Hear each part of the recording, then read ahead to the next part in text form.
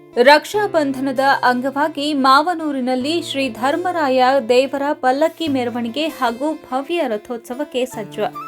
ಕಲಬುರಗಿ ಜಿಲ್ಲೆಯ ಜೇವರ್ಗಿ ತಾಲೂಕಿನ ಪವಿತ್ರ ಧಾರ್ಮಿಕ ಕ್ಷೇತ್ರವಾದ ಮಾವನೂರು ಗ್ರಾಮದಲ್ಲಿ ಆಗಸ್ಟ್ 9ರಂದು ಶ್ರೀ ಧರ್ಮರಾಯ ದೇವರ ಭವ್ಯ ರಥೋತ್ಸವ ಜಾತ್ರೆ ಕಾರ್ಯಕ್ರಮ ಅದ್ದೂರಿಯಾಗಿ ನಡೆಯಲಿದ್ದು, ಸುತ್ತಮುತ್ತಲಿನ ಗ್ರಾಮಗಳಿಂದ ಸಾವಿರಾರು ಭಕ್ತರು ಸೇರಿ ಭಕ್ತಿ ಭಾವದಿಂದ ಪಾಲ್ಗೊಳ್ಳುವ ನಿರೀಕ್ಷೆ ಇದೆ. ಜಾತ್ರಾ ಮಹೋತ್ಸವದ ಪೂರ್ವ ಭಾಗವಾಗಿ ಆಗಸ್ಟ್ 8 ಶುಕ್ರವಾರದಂದು ಪವಿತ್ರ ಪಲ್ಲಕ್ಕಿ ಮೆರವಣಿಗೆ ನಡೆಸಲಾಗುವುದು.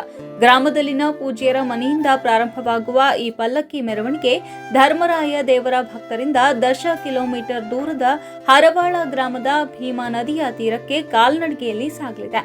ರಾತ್ರಿ 10 ಗಂಟೆಗೆ ಗಂಗಾ ಸ್ನಾನ ಪೂರ್ಣಗೊಳಿಸಿ ಹರವಾಳದ ಭಕ್ತರ ಮನೆಯಲ್ಲಿ ವಿಶ್ರಾಂತಿ ಪಡೆಯುವರು.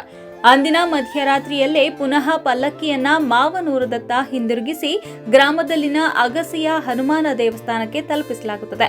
ನಂತರ ಶನಿವಾರ ಬೆಳಗ್ಗೆ 7:30ಕ್ಕೆ ಅಲ್ಲಿಂದ ಡೊಳ್ಳು, ಬಾಜೆ, ಹಲಗೆ ಹಾಗೂ ಕಳಶಗಳೊಂದಿಗೆ ಪವಿತ್ರ ಮೆರವಣಿಗೆ ಮೂಲಕ ಧರ್ಮರಾಯ ದೇವಸ್ಥಾನದವರೆಗೆ ಉತ್ಸವ ಶೋಭಾಯಾತ್ರೆ ನಡೆಸಲಾಗುವುದು.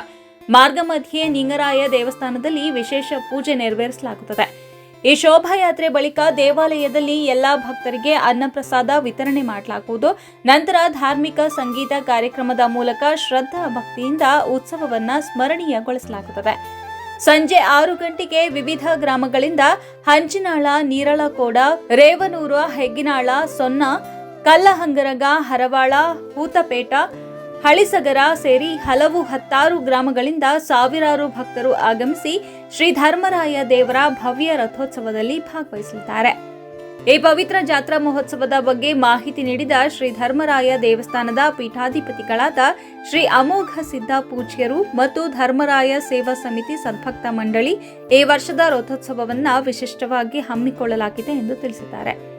ಧಾರ್ಮಿಕ ಧ್ವಜದಡಿ ನಡೆಯುವ ಈ ಜಾತ್ರೆಯಲ್ಲಿ ಧರ್ಮನಾಡಿನ ಸಾಧು ಸಂತರು, ಕಲಾವಿದರು ಹಾಗೂ ಪ್ರಾದೇಶಿಕ ರಾಜಕೀಯ ನಾಯಕರ ಉಪಸ್ಥಿತಿ ನಿರೀಕ್ಷೆ ಇದೆ. ವರದಿ ರವಿ ತಳವಾರ. ನಾವು ಪೀಠಾಧೀಶರು ಇದು ಪ್ರತಿ ವರ್ಷದಂತೆಯೂ ಕೂಡ ಇದು 100 ನಿಮಿಷೊಮ್ಮೆ ಜಾತ್ರೆ ವಿಶೇಷವಾಗಿ ದೇವರು 8ನೇ ತಾರೀಕು ಹೊಳಿಗೆ ಹೋತಾನ್ರಿ. ಅಲ್ಲಿ ಹರವಾಳ ಭೀಮಾ ನದಿಗೆ ಇಲ್ಲಿ ಗಂಗಾಸ್ಥಳ ಮುಗಿಸ್ಕೊಂಡು ರಾತ್ರಿ ನೈಟ್ ಬಂದು ಇಲ್ಲಿ ಹನುಮಾನ ದೇವ್ರ ದೇವಸ್ಥಾನಕ್ಕೆ ಬೆಳಗ್ಗೆ 9ನೇ ತಾರೀಕು ರೀ ಇಲ್ಲಿಗೆ ಅಲ್ಲಿಂದ ಹನುಮಾನ ದೇವ್ರ ಗುಡಿಲಿಂದ ಇಲ್ಲಿಗೆ ಮೆರ್ಕೋತ ಬಂದು ಗುಡಿಗೆ ಹತ್ತಾನೆ ರೀ. ಅದ್ರಾಗ ಕಳಸ, ಕುಂಭ ಇವೆಲ್ಲ ತೊಗೊಂಡು ದೇವರು ಇಲ್ಲಿ ತಂದು ಹಚ್ಚಿ ಇಲ್ಲಿ ವಿಶೇಷವಾಗಿ ಅಂದ್ರೆ ನಾವು ಬಂದಂಥ ಭಕ್ತಾದಿಗಳಿಗೆ ಮುಚ್ಚಿನ ವ್ಯವಸ್ಥೆ ಇರ್ತಿದ್ರು.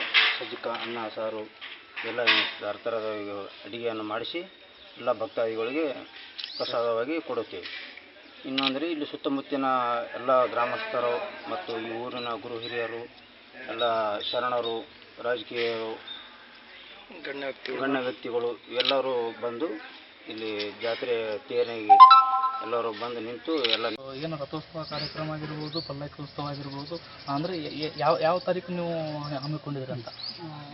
ಶ್ರೀ ಧರ್ಮರಾಯ ದೇವಸ್ಥಾನ ಮಾವನೂರು ಸುಕ್ಷೇತ್ರ ಮಾವನೂರು ಜಾತ್ರಾ ಮಹೋತ್ಸವದ ಅಂಗವಾಗಿ ಮೊದಲನೇದಾಗಿ ಮಾವನೂರು ಗ್ರಾಮಸ್ಥರು ಹಾಗೂ ಸಕಲ ಸುತ್ತಮುತ್ತಲಿನ ಹಳ್ಳಿಯ ಗ್ರಾಮಸ್ಥರಿಗೆ ನನ್ನ ಅಭಿನಂದನೆಗಳು.